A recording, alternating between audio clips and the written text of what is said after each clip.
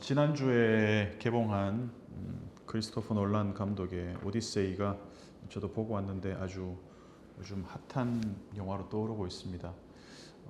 놀란 감독이 인터뷰에서 밝힌 것처럼 영화를 이끌어가는 큰 주제 중 하나가 제니아, 헬라어로는 크세니아라고 하는 환대라는 개념이죠. 이 환대라는 것은 고대 그리스 문화뿐만 아니라 우리가 성경을 읽을 때도 볼 수 있는 중심 주제 중에 하나입니다.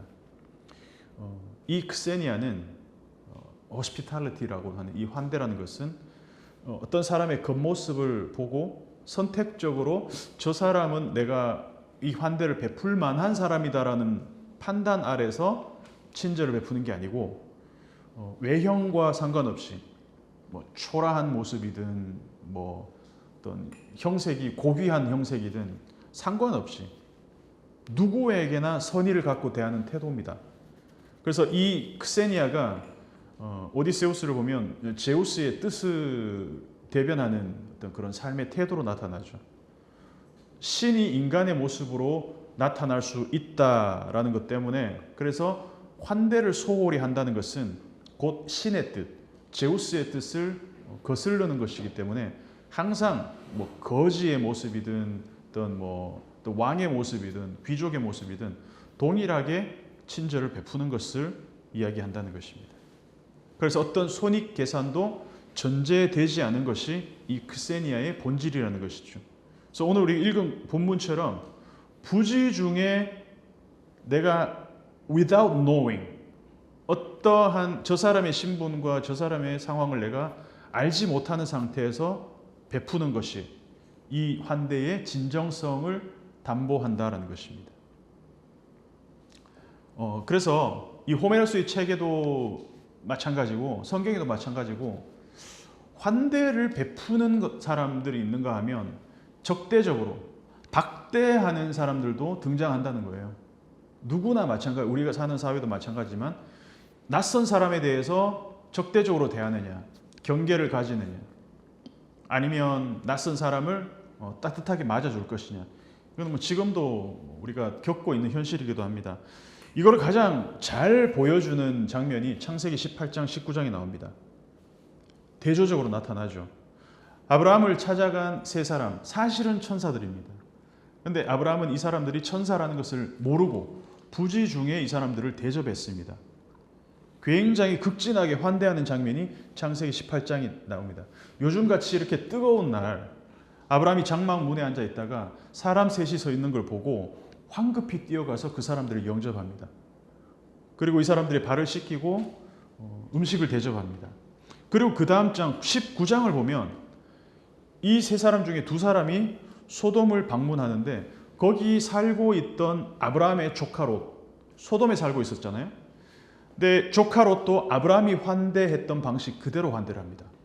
아주 이 놀랍도록 평행을 이루고 있어요. 보시면 창세기 18장에 아브라함이 장막문에 앉아 있었고 창세기 19장에 롯이 소돔 성문에 앉아 있었습니다.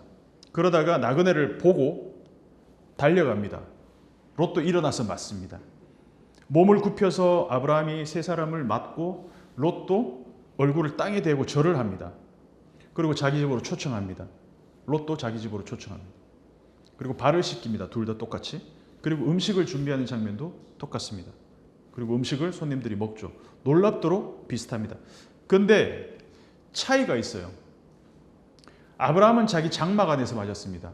그리고 여기는 환대에 큰 어떤 지장이 없었습니다. 아브라함이 환대하는데. 그런데 롯이 처해 있는 이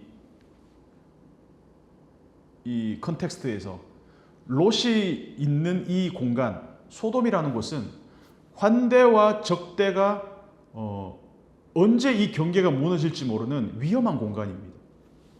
그래서 소돔은 기본적으로 외부인에 대해서, 나그네에 대해서 굉장히 이 환대보다는 굉장히 어떤 제노포비아, 외부인에 대한 경계를 갖고 있는 사람들처럼 보입니다. 그래서 이 공간에서 롯이 어디에 있냐면 문에 앉아, 성문에 앉아 있어요. 그 말인즉슨 환대와 적대의 경계에 앉아 있다는 거예요.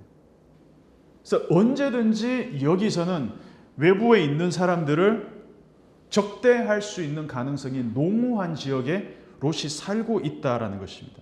그래서 이 18장에서 19장으로 넘어가기 전에 하나님은 이 소돔과 고모라를 심판할 것을 아브라함에게 미리 알려줍니다. 19장을 보면 왜인지 그 이유를 알 수 있습니다. 이곳은 사람을 대하는 기본적인 태도 자체가 굉장히 하나님의 뜻과는 그리스 신화로 말하면 제우스의 뜻과는 아주 반대되는 그런 스탠스를 취하고 있다는 것입니다. 롯의 집을 찾아가서 이 소돔 사람들은 문을 에워싸고 찾아온 손님들을 내놓으라고 폭력적인 행동을 합니다. 왜 이 성이 멸망해야 되는지를 이 장면만 보고도 우리는 알 수가 있다는 것입니다. 오디세이를 보면 이 파이아키아 섬 사람들처럼 오디세이를 굉장히 환대하는 사람들도 있었지만 키클롭스 이 거인들 나오죠. 그 중에 폴리페모스 같은 사람들은 자기를 찾아온 동굴에 찾아온 사람들을 잡아먹습니다. 한 끼에 2명씩 잡아먹습니다. 그래서 오디세이 자체도 그 자신도 자기의 집 이타카로 돌아갔을 때 거지의 모습으로 변장하고 나타났습니다. 그때 자기의 궁전에 머물면서 이 아내 페넬로페의 구혼자들은 이 거지 모습에 오디세이를 박대했습니다. 아주 적대적으로 대했습니다. 과연 그러면 이 오디세이가 거지의 모습이 아닌 왕의 형상을 하고 이 집의 성의 주인으로서 나타났다면 그 사람들이 어떻게 대했을까? 오늘 본문 히브리서 13장은 히브리서 1장부터 10장까지 내용을 통해서 예수가 대제사장으로서 우리의 죄를 속죄한 분임을 알려주고, 그렇다면 우리는 예수가 우리의 대제사장 되셔서 우리의 죄를 속하셨다. 그러면 우리는 어떻게 살아갈 것인가에 대한 결론 부분이 13장입니다. 그리고 13장 첫 번째는 형제사랑을 이야기합니다. 형제사랑. 사랑이 필로스죠. 필로스고 형제가 아델포스입니다. 그래서 이 형제사랑이 헬라어로는 필라델피아입니다. 형제사랑. 미국의 필라델피아주 이 형제사랑. 내 주변의 사람들을 형제들을 사랑하는 것. 필라델피아는 디폴트 값입니다. 이거는 누구나 할 수 있는 거죠. 고슴도치도 자기 새끼는 다 아끼잖아요. 주변 사람들을 아껴주는 것은 조직 이게 조폭 사람들도 자기 패밀리는 챙깁니다. 필라델피아를 가장 잘 챙기는 사람들이 조폭 아니겠습니까? 우리 패밀리, 우리 형제들. 예. 그런데 그 경계를 넘어서서 조금 더 나가는 것, 이것이 핵심이죠. 필라델피아, 형제 사랑은 디폴트 값이고, 그 다음은 낯선 이에 대한 크세니아. 이 손님 대접하기를 잊지 말라. 필라델피아에서 오늘 설교 제목처럼 필로크세니아까지 나아가는 것이죠. 그 이유를 히브리서 기자가 창세기 18장, 19장에서 찾고 있다는 것이죠. 부지 중에 천사들을 대접한 이들이 있었다. 아브라함과 롯 같은. 그래서 외부인들을 보면 이 외부인들을 환대하느냐, 필로크세니아냐, 아니면 반대로 제노포비아냐, 크세노포비아냐, 적대적이냐, 아니면은 환대하느냐. 지금의 미국 대통령이 하고 있는 그런 스탠스, 외부인들에 대한 이 경계, 적대적인 모습. 이 나라 국경을 넘어온 사람들은 일단 적으로 한번 간주하고 규정하고 시작합니다. 어느 정도는 이해가 될지 몰라도 정도가 너무 심하죠. 그래서 소돔 사람들의 몰락을 가속화시킨 것은 그들의 어떤 성적 문란 이전에 내부적인 문제도 있겠지만 적대적인 인간관입니다. 이 사람들은 하나님의 천사들이 찾아와도 자기들의 먹잇감으로 마치 폴리페무스처럼 잡아먹을 궁리만 하는 사람들이었다는 것이죠. 까라마조프의 형제들 보면 그 종교재판관 서사시를 이반이 얘기하잖아요. 16세기에 스페인 세비야에 예수님이 다시 찾아갑니다. 1500년 만에 예수님이 인간 세상에 다시 찾아오셨는데, 그래서 그때 사람들을 또 치유하고 15세기 1500년 전에 예루살렘과 갈릴리에서 하셨던 그 사역들을 똑같이 하십니다. 근데 차이점이 있다면 종교재판관이 나타나서 예수를 체포하라고 명령합니다. 종교재판관인데 당신 여기 왜 왔어 지금? 당신 없이도 교회를 1500년이 넘도록 잘 유지해 왔어. 예수님이 다시 오셨을 때 가장 환대해야 될 종교인이 가장 적대적인 모습을 보여줍니다. 이런 가정을 한번 해봤습니다. 그래서 예수님이 하늘에서 엄청난 이 천사들의 호의를 받으며 나팔이 울리고 어마어마한 이 BGM과 함께 내려오신다면 하늘이 갈라지고 막 천둥과 번개를 동반하면서 나타나신다. 누가 봐도 이 지구 반대편에 있는 사람들까지 이 수십억 인구가 봤을 때 이건 누가 봐도 신이 내려오는 강림의 현장입니다. 그러면 그 자리에서 예수 안 믿을 사람 누가 있겠습니까? 엎드리지 않을 사람 누가 있겠습니까? 교회를 나가본 적도 없는 사람들도, 무신론자들도 그 자리에서 그냥 압도당해서 엎드릴 겁니다. 그 모습 앞에서는. 예수님은 신의 형상을 하고 나타났을 때는 이미 끝날 때입니다. 그때는 심판하러 오시는 것이지, 그때는 예수님이 우리에게 이미 양과 염소를 마태복음 25장에 나오는 것처럼 이미 심판하러 나오는 때지, 그때는 더 이상 예수님은 구원자로서, 속죄자로서 등장하지 않습니다. 이미 늦었다는 얘기입니다. 그래서 그 전에 마지막 예수님이 재림하시기 전에 나타나실 때는 어떤 식으로 나타나시느냐? 우리가 그분을 신으로 인식하지 못할 아주 평범한 인간으로 나타나신다는 겁니다. 아브라함과 롯이 사람의 모습으로 나타난 천사들의 존재를 인식하지 못했을 때 그때 대했던 태도가 진짜라는 거죠. 이 대비를 마태복음 25장 35절에서 40절까지 나옵니다. 요거는 한번 찾아서 읽어보도록 하겠습니다. 이 환대의 의미를 가장 분명하게 설명하시는 장면이 마태복음 25장에 나옵니다.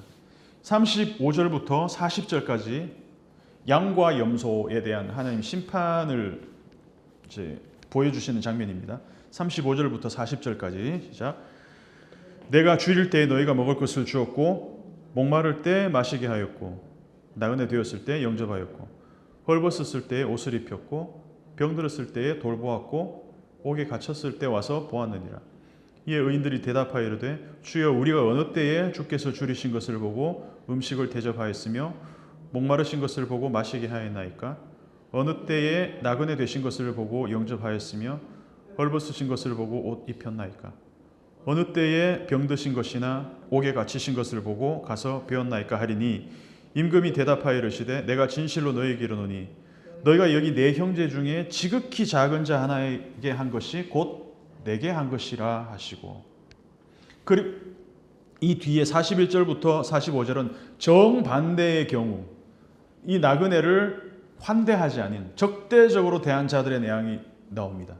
그리고 그 다음에 나그네를 적대적으로 대한 이들에게는 영벌, 환대한 이들은 영생을 약속하는 장면이 나옵니다. 오늘 히브리서 13장의 맥락과 완전히 일치하는 것이죠. 형제사랑, 필라델피아는 기본값이고 그거는 계속해서 하고 낯선 이를 환대하라. 요즘같이 흉흉한 세상에서 사실 낯선 이에게 문을 열어준다는 건 쉽지 않은 일인 건 압니다. 저만 해도 집에 배달 오신 분 이외에 다른 분이 이렇게 초인종 누르면 좀 경계를 하게 되죠. 낯선 사람. 너희도 함께 갇힌 것 같이 갇힌 자를 생각하고 너희도 몸을 가졌은즉 학대받는 자를 생각하라. 그래서 마태복음에서 예수님이 이 명제를 더 확장시키는 겁니다. 그 낯선 사람, 그 굶주린 사람, 그 갇힌 사람이 바로 나였다라는 거죠.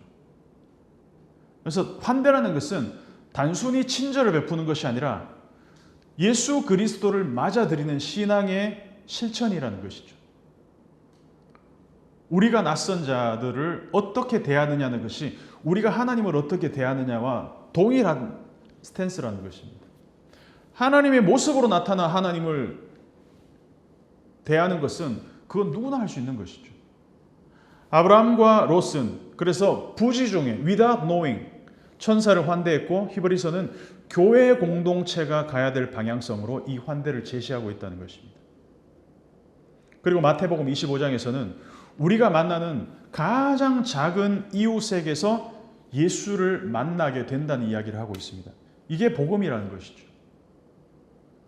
그런데 이 한국에서 기독교라는 것이 이 복음을 완전히 변질시켜서 한 개인이 죽으면 천국 간다는 이 1차원적인 것으로 변질시켜 놔버렸습니다. 결론입니다. 오디세이에서 이 환대 크세니아는 상대가 친구인지 적인지 알기 전에 먼저 베푸는 삶의 태도입니다. 창세기 26장을 보면 이삭이 그 현지인들과 우물 때문에 갈등을 겪는 장면이 나옵니다. 그 현지인들은 이삭이 우물을 팔 때마다 가서 시비를 걸고 우물을 막아버리고 뭐 이렇게 자기 거라 그러고 주장합니다. 아주 적대적이었습니다. 근데 이삭도 거기서 똑같이 적대적인 스탠스를 취하면 거기서는 어떠한 평화도 없습니다. 끝없는 전쟁입니다. 근데 그 적대를 이삭은 적대로 대하지 않습니다. 근데 나중에 이삭이 그렇게 행동했을 때 그렇게 적대적으로 나오던 사람들이 이삭한테 먼저 평강, 샬롬을 제안합니다. 그래서 이 환대의 결정판, 환대의 절정을 우리에게 보여주신 분이 누구냐? 예수님이라는 것이죠. 우리가 신께 적대적이었을 때, 우리가 여전히 하나님과 원수되었을 때, 아담의 뿌리를 가진 우리의 적대적인 그 본성을 여전히 갖고 있을 때, 그때 예수께서 우리를 환대하시어 죽으셨다는 겁니다. 이게 복음입니다. 우리가 가장 적대적인 스탠스를 저와 여러분들이 취하고 있을 그때에 우리를 환대해서 스스로 우리를 적대적으로 대하지 않고 쟤는 안 돼. 쟤는 나를 핍박했으니까. 쟤는 나에 대해서 나를 십자가에 못 박았으니까 나는 쟤는 안 돼. 선택적인 환대를 베푸신 게 아닙니다. 십자가에서 예수님이 하신 말씀이죠. 저들을 용서하십시오. 저들이 하는 짓을 모릅니다. 나를 못 박은 로마인은 제외, 나를 환영했던 사람들만, 그게 아니라 예수의 십자가 죽음은 자기를 적대했거나 환대했던 모든 사람을 덮어버린 궁극적인 환대를 우리에게 보여주셨다는 겁니다. 그 자리가 십자가라는 것입니다. 이 필라델피아 형제사랑, 나를 환대하는 사람들만에게 환대하는 이 어떤 조건, 필요 충분적인 이런 사랑이 아니라 이걸 뛰어넘어서, 물론 뭐 형제사랑도 필라델포스도 제대로 실천하지 못한 사람이 많지만 예수님께서 적대적인 우리를 환대하셨던 것처럼 이삭이 적대적인 이웃들을 적대로 그대로 맞서지 않았던 것처럼 우리가 부지중에 환대하는 이들을 통해서 우리는 그 사람이 아닌 예수님을 대접하고 예수님을 환대하고 있다라는 것을 우리가 실천할 수 있는 그런 신앙이 되었으면 좋겠습니다.